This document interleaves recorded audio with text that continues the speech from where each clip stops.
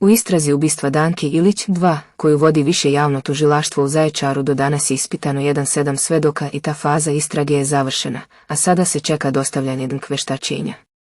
Osumnjičeni za ubistvo devojčice SJ 5.0 i DD 5.0 upućeni su jučer u specijalnu zatvorsku bolnicu u Beogradu radi neuropsihijatrijskog vještačenja, a od narednih dokaznih radnji za sada se čeka dostavljanje vještačenja oduzetih predmeta, rekli su iz u Zaječaru. Također, kako saznajemo, od početka postupka ispitano je 4 svedoka, kao i 3 svedoka od srede do danas.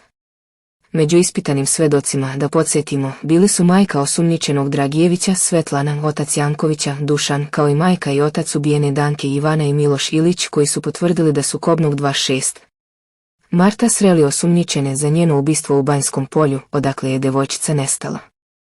Janković i Dragijević su osumnjičeni da su počinili krivično djelo teško ubistvo deteta, a prema rečima jednog koji je u tužilaštvu priznao djelo, oni su Danku oko 1:04 sati prvo udarili službenim vozilom Jekp vodovod, a onda njeno telo stavili u zadnji deo Fiat Pande.